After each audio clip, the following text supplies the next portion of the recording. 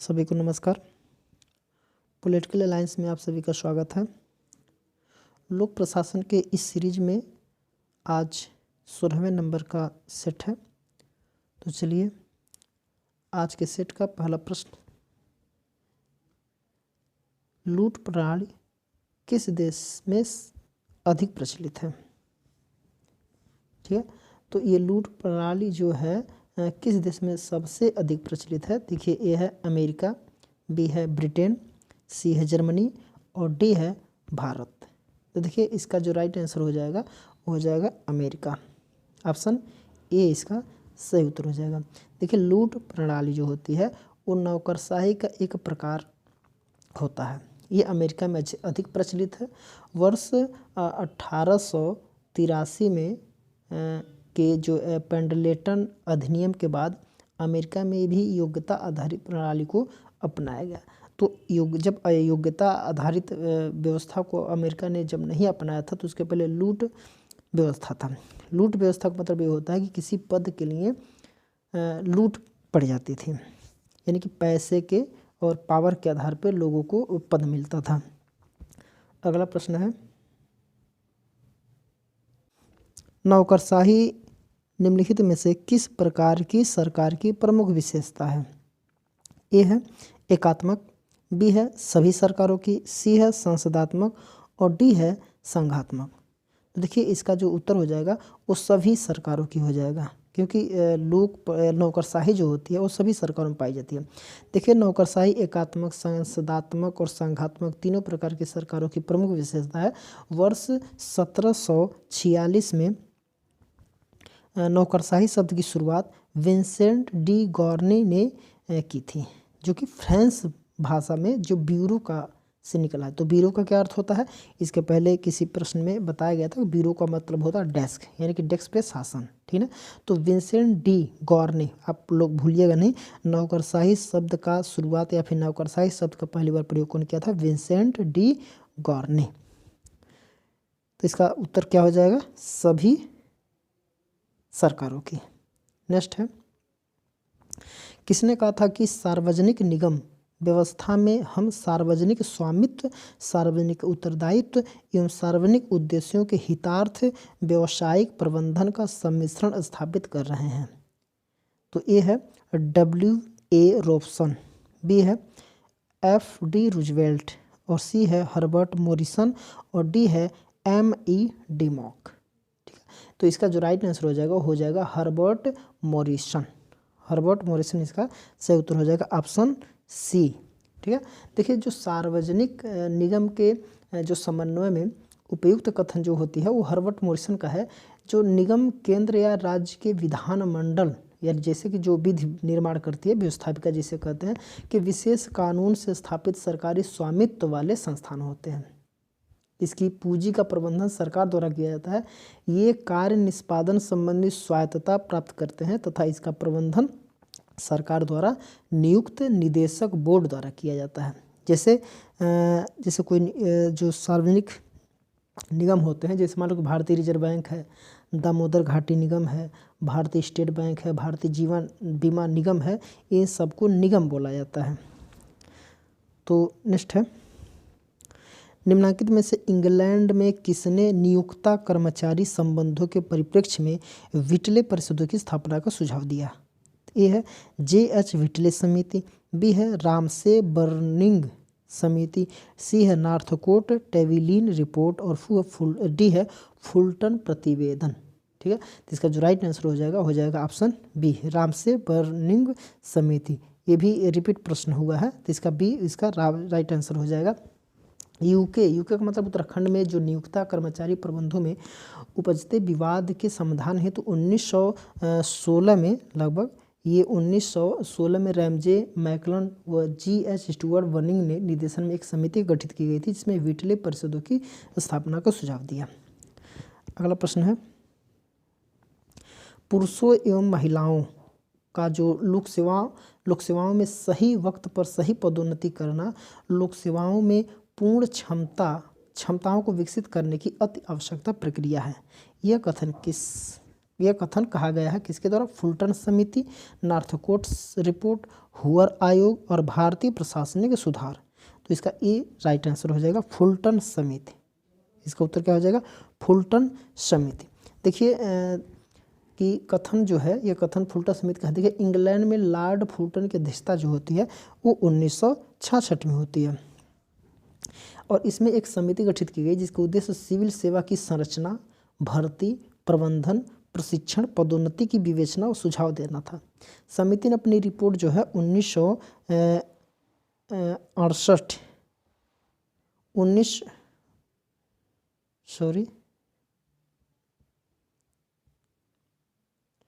1968 में सौंपी थी। इस समिति में कुल कितने सदस्य थे? लगभग 12 सदस्य होते थे। ठीक है, तो अगला है संयुक्त लोक सेवा आयोग की नियुक्ति की जा सकती है। ये है भारत के राष्ट्रपति के आदेश से, बी है भारत के संसद के द्वारा अधिनियम से, और सी है संघ लोक सेवा आयोग के प्रस्ताव से, और डी है राज्यों के राज्यपाल की संस्तुति से। तो इसका जो सही उत्तर हो जाएगा भारत के संसद के द्वारा अधिनियम से। ऑप्शन बी इसका सही उत्तर हो जाएगा। देखिए जो अनुच्छेद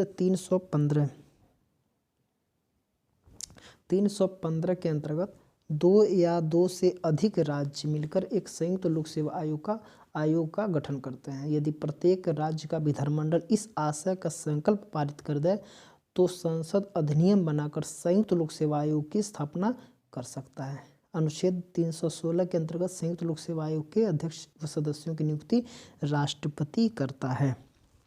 ठीक है, नेक्स्ट है समिति द्वारा उच्च पदस्थ लोक सेवाओं के वर्तमान प्रचलित वार्षिक गोपनीय प्रतिवेदन के स्थान पर कार्य प्रदर्शन मूल्यांकन के आधार पर पदोन्नति की सिफारिश की।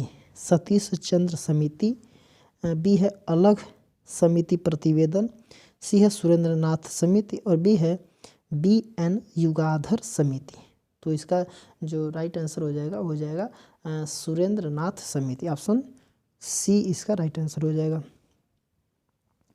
देखिए जो ये सिफारिश जो थी वो सुरेंद्र नाथ समिति द्वारा की गई थी। इसकी स्थापना 2003 में की गई थी। इसका विषय क्या था कि अखिल भारतीय सेवा व अन्य क की सेवाओं के लिए प्रदर्शन मूल्यांकन, पदोन्नति, मनोनयन व स्थापना व्यवस्था की समीक्षा करना था। इस समिति का क्या करना था? समीक्षा करना था। नेक्स्ट है लूट प्रणाली किस देश में अधिक प्रचलित है? देखिए फिर ये रिपीटेड प्रश्न है, इन सबका उत्तर इसके पहले वाले प्रश्न में बताया भी गया था, तो ये अमेरिका में प्रचलित है। नेक्स्ट है आदेश की एकता अवधारणा निम्नांकित में से किस सिद्धांत की पूरक है?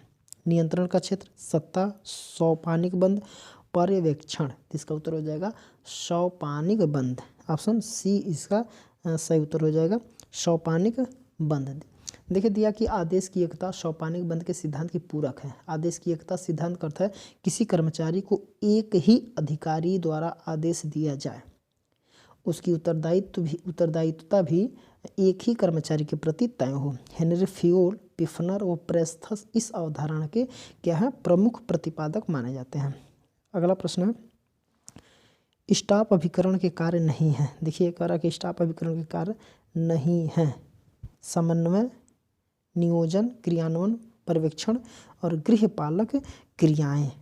तो इसका जो राइट आंसर हो जाएगा 3 और 5। देखिए 3 और 5 अर्थात पी इसका सही उत्तर हो जाएगा। देखिए 3 और 5, देखिए जो 3 है क्रियान्वयन और 5 है गृहपालक क्रियाएं। ये सब क्या है? स्टाफ अभिकरण के कार्य नहीं। बाकी समन्वय, नियोजन, पर्यवेक्षण स्टाफ अभिकरण के कार्य कहे जाते हैं। तो ऑप्शन इसका उत्तर हो जाएगा ऑप्शन बी। नेक्स्ट है निम्नांकित में से कौन सी प्रत्यायोजन की प्रक्रिया नहीं है? प्रत्यायोजन का मतलब अपनी शक्ति दूसरे को, सत्ता को और दूसरे को प्रत्यायोजित करना, देना। तो कौन सा प्रत्यायोजन की प्रक्रिया नहीं है? तो ए है संपूर्ण सत्ता का हस्तांतरण, बी है कर्तव्य सौंपना, सी है सत्ता प्रदान करना और डी है उत्तरदायित्व बोध यानी कि रचना। तो इसका उत्तर हो जाएगा ऑप्शन ए। देखिए जो संपूर्ण सत्ता का हस्तांतरण कभी प्रतियोजन में नहीं होता है।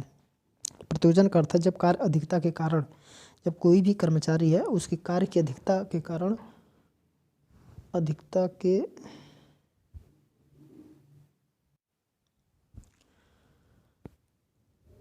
जो रेखा जो अधिकता के कारण जो मुख्य कार्यपालक या विधायी संस्था द्वारा कुछ कार्य स्टाफ सहायक को सौंप दिए जाएं, जिसके द्वारा सहायकों को कार्य, नीति निर्माण, कर्तव्य सौंपना और जिम्मेदारी का बोध कराया जाता है। इसमें सत्ता का संपूर्ण हस्तांतरण शामिल नहीं होता है, तो इसका ए ही सही हो जाएगा। सत्ता का भी पूर्ण हस्तांतरण नहीं होता है। सत्ता का पूर्ण हस्तांतरण का मतलब होता है अपनी पूरी शक्ति किसी दूसरे को दे देना, तो ये बिल्कुल नहीं हो जाएगा। नेक्स्ट है, नवीन लोक प्रशासन के संबंध में हनी प्रतिवेदन प्रस्तुत किया गया था। ये भी रिपीट प्रश्न है। हनी प्रतिवेदन कब प्रस्तुत किया गया था? 1967 में। ऑप्शन बी इसका सही उत्तर हो जाएगा। वर्ष 1967 में लोक सेवाओं की उच्चतर शिक्षा पर अध्ययन के लिए एक आयोग गठित किया गया था, जिसके अध्यक्ष जॉन सी हनी थे। इनके द्वारा एक प्रतिवेदन जो है हनी रिपोर्ट सौंपा गया, जिसमें लोक प्रशासन के समक्ष धन का अभाव, प्रोफेसर की कमी आदि समस्याएं बताई गई। अगला है, निम्न में से प्रशासन के संगठन का आधार नहीं है। प्रशासन के संगठन का आधार नहीं है, क्या नहीं है? लक्ष्य, उन्नति, प्रक्रिया या फिर व्यक्ति। ये भी रिपीटेड प्रश्न है, इसका उत्तर क्या हो जाएगा? उन्नति। ऑप्शन बी इसका सही उत्तर हो जाएगा। देखिए, उन्नति अर्थात ये प्रोग्रेस, ये बिल्कुल नहीं है, प्रशासन के संगठन का आधार नहीं है। परंतु देखिए, लक्ष्य, प्रक्रिया, व्यक्ति तथा स्थान, गुलिक ने 4P मॉडल प्रस्तुत किया था, तो उसमें लक्ष्य, प्रक्रिया और व्यक्ति आते हैं, लेकिन उन्नति नहीं आता है। अगला है, लोक प्रशासन अध्ययन के निम्नलिखित उपागमों को अनुक्रमिक क्रम में व्यवस्थित करिए। पहला व्यवहारिक उपागम, दूसरा व्यवस्था उपागम, तीसरा लोक नीति उपागम और चौथा है संस्थागत उपागम। तो इसका जो राइट आंसर हो जाएगा ऑप्शन सी। ऑप्शन सी इसका राइट आंसर। पहले क्या हो जाएगा? संस्थागत उपागम, उसके बाद से क्या हो जाएगा? व्यवहारिक उपागम, फिर व्यवस्था उपागम, फिर लास्ट में क्या होती है? लोक नीति उपागम। ये चौथे नंबर पे आ जाएगा। इसका ऑप्शन 4 सही उत्तर हो जाएगा। अगला है कि निम्नलिखित में से लोक प्रशासन का आधारभूत सिद्धांत नहीं है। राजनीतिक निर्देशन, लोक उत्तरदायित्व, सामाजिक आवश्यकता और आर्थिक उत्तरदायित्व। तो इसका उत्तर हो जाएगा ऑप्शन डी, आर्थिक उत्तरदायित्व। इसका सही उत्तर हो जाएगा। आर्थिक उत्तरदायित्व लोक प्रशासन का आधारिक सिद्धांत नहीं है। लोक प्रशासन का सरोकार मूलतः लोक आधारित मुद्दों, प्रशासनिक सुगमता इत्यादि से है। नेक्स्ट है, जो नौकरशाही स्वयं को लोकहित का संरक्षण मानती है, किंतु जनमत से स्वतंत्र तथा उसके प्रति प्रत्युत्तरदायी नहीं है, उसे कहा जाता है क्या? योग्यताधारित नौकरशाही, अभिभावक नौकरशाही, या फिर जाति नौकरशाही, या फिर संरक्षण नौकरशाही। तो इसका उत्तर हो जाएगा ऑप्शन बी, अभिभावक नौकरशाही। देखिए, अभिभावक या संरक्षक नौकरशाही में लोक सेवकों को जन कल्याण व न्याय का संरक्षक माना जाता है, परंतु वे जनमत के प्रति उत्तरदायी नहीं होती हैं। यह नौकरशाही के परंपरावादी, आडंबरपूर्ण, रूढ़िवादों गुणों से परिपूर्ण होती है। इसके लोक सेवकों का चुनाव शिक्षा के आधार पर करके उन्हें प्रशिक्षित किया जाता है। नेक्स्ट है, पोस्टकार्य सिद्धांत प्रबंधकीय कार्यों के संदर्भ में किससे संबंधित है? ए है लूथर गुलिक, बी है हेनरी फ्योल, और सी है बिलोवी, और डी है इनमें से कोई नहीं। तो हम सबको पता है कि लूथर गुलिक का सिद्धांत किसने दिया था, तो इसका उत्तर हो जाएगा ऑप्शन ए, लूथर गुलिक। ये पोस्टकार्य का सिद्धांत किसने दिया था? तो लूथर गुलिक ने दिया था। तो पोस्टकार्य जो होती है POSTCORB, यानी कि योजना बनाना, संगठित करना, कर्मचारी चयन और निर्देशन सामंजस्य बनाना, और रिपोर्ट दे देना, और बजट बनाना। इस तरीके से सबका पोस्टकार्य का अलग अलग फुल फॉर्म होता है, जो पिछले वीडियो में हम बताए भी थे। कमेंट बॉक्स में हमने उसका उत्तर भी मांगा था। देखिए, संघ लोक सेवा आयोग की उत्पत्ति संबंधित है। संघ लोक सेवा आयोग की उत्पत्ति संबंधित है किसे? 1909 के अधिनियम, 1919 का अधिनियम, 1930 का अधिनियम, 1947 का अधिनियम। देखिए, 1930 का कोई अधिनियम नहीं आया था, तो 1900 इसका उत्तर हो जाएगा 1919 के अधिनियम में। 1919 के अधिनियम में ऑप्शन बी इसका सही उत्तर हो जाएगा। देखिए भारत जो शासन अधिनियम 1919 के द्वारा सर्वप्रथम एक लोक सेवा आयोग के गठन का प्रावधान किया गया, जिसके लिए ली कमीशन की सिफारिश के आधार पर, इसका देखिए ली कमीशन इसको बुलाता है, कमीशन की सिफारिशों के आधार पर एक आयोग का गठन किया गया जिसके अध्यक्ष E.M. वाइट थे। कौन है? E.M. वाइट थे। लोक सेवा आयोग भारत का केंद्रीय भर्ती अभिकरण है। यह एक स्वतंत्र संवैधानिक निकाय है। संविधान के 14वें भाग में अनुच्छेद 315 से लेकर के 323 तक संघ लोक सेवा आयोग के गठन, कार्य एवं शक्तियों का वर्णन किया गया है। नेक्स्ट है, निम्न में से कौन सा सूची समूह पंचायत और नगर पालिकाओं से संबंधित है? 9वां और 10वां, बी है 10वां और 11वां, सी है 11वां और 12वां, और डी है 12वां और 10वां। तो इसका जो राइट आंसर हो जाएगा ऑप्शन सी, 11वां और 12वां इसका सही उत्तर हो जाएगा। देखिए 73वें संविधान संशोधन और 74वें संविधान संशोधन के द्वारा पंचायत अधिनियम और नगरपालिका अधिनियम संविधान में शामिल किए गए। इसके लिए संविधान में खंड 9 व खंड 9 क तथा सूची 11 तथा 12 जोड़ी गई, जिसके द्वारा संविधान में ग्राम व नगर पंचायत के त्रिस्तरीय शासन प्रणाली लागू की गई। नेक्स्ट है कि 73वां संशोधन अधिनियम किस धारा से प्रकट होता है? किस धारा से प्रकट होता है? तो ये हो जाएगा ऑप्शन बी, ऑप्शन बी 40। 73वें संविधान संशोधन का दर्शन भारतीय संविधान के नीति निर्देशक तत्व के अंतर्गत अनुच्छेद 40 में निहित है, जिसके अनुसार राज्य का यह कर्तव्य होता है कि वो ग्राम पंचायतों को स्वायत्त शासन की इकाइयों के रूप में संगठित करें। यह गांधीवादी दर्शन के स्वराज की संकल्पना से निकट है। अगला, निम्नलिखित में से कौन सा एक लोक निगम का लक्षण नहीं है? लोक निगम का लक्षण नहीं है, सी है इसका देखिए न्यायिक स्वायत्तता। इसका राइट आंसर क्या हो जाएगा? न्यायिक स्वायत्तता। न्यायिक स्वायत्तता लोक निगम की विशेषता बिल्कुल नहीं है। स्वामित्व जो इन स्वामित्व सरकारों के पास होती है, समस्त पूंजी सरकार द्वारा उपलब्ध कराई जाती है। इसका गठन केंद्रीय या राज्य विधान के विशेष नियमों से होता है, अतः ये मुकदमे दर्ज करा सकते हैं और इन पर भी मुकदमा चलाया जा सकता है। नेक्स्ट है, FW रिक्स प्रसिद्ध है। FW रिक्स प्रसिद्ध है, किसके लिए प्रसिद्ध है? तो संरचनात्मक क्रियात्मक उपागम, बी है पारिस्थितिक उपागम, सी है व्यवस्था उपागम, और डी है निर्णयपरक उपागम। तो इसका उत्तर हो जाएगा पारिस्थितिकी उपागम, ऑप्शन बी इसका सही उत्तर हो जाएगा। देखिए FW रिक्स पारिस्थितिक उपागम के भाष्यकार हैं, यानी कि जनक हैं, और रिक्स ने अपनी पुस्तक the ecology of public administration में लोक प्रशासन और उसके वाह स्वरूप के बीच के संबंध की जांच की। रिक्स ने 1956 में कृषि उद्योग वर्गीकरण विकसित किया तथा तीन मॉडल सुझाए हैं। कौन से? पारंपरिक कृषि आधारित समाज तथा संलयित मॉडल, आधुनिक उद्योग आधारित समाज का विवर्तिक मॉडल, व दोनों के मध्य जो है प्रिज्मीय मॉडल दिया था। नेक्स्ट है कि संगठन के आधार के रूप में 4P की विवेचना करने वाला था। देखिए 4P, सब रिपीट प्रश्न है।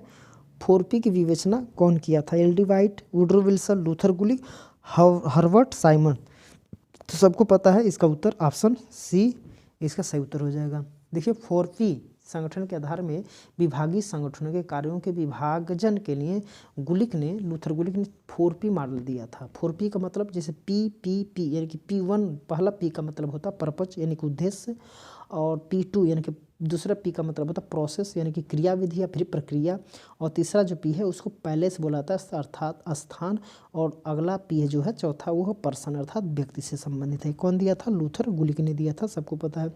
नेक्स्ट है, वैज्ञानिक प्रबंध के सिद्धांत का प्रतिपादन किया था। वैज्ञानिक प्रबंध के सिद्धांत का प्रतिपादन किया था कौन? Max Weber, Elton Mayo, Frederick Taylor, और डी है हर्बर्ट साइमन। तो इसका उत्तर हो जाएगा ऑप्शन डी, फ्रेडरिक टेलर। सबको पता है, रिपीट प्रश्न है, ऑप्शन सी इसका सही उत्तर हो जाएगा। देखिए वैज्ञानिक प्रबंध सिद्धांत का प्रतिपादन फ्रेडरिक टेलर ने किया।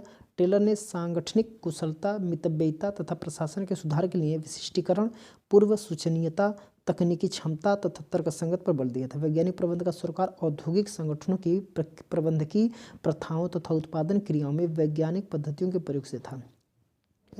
और इसके संगठन के निम्नतर स्तर हैं, जैसे कि ध्यान केंद्रित किए। टेलर के वैज्ञानिक प्रबंध की निम्न तकनीकें कौन सी? कार्यात्मक, फोरमैनशिप, गति अध्ययन व समय अध्ययन, अंतरीय पीस रेट योजना और अपवाद सिद्धांत, इस तरीके से उन्होंने तकनीकें प्रस्तुत की थी।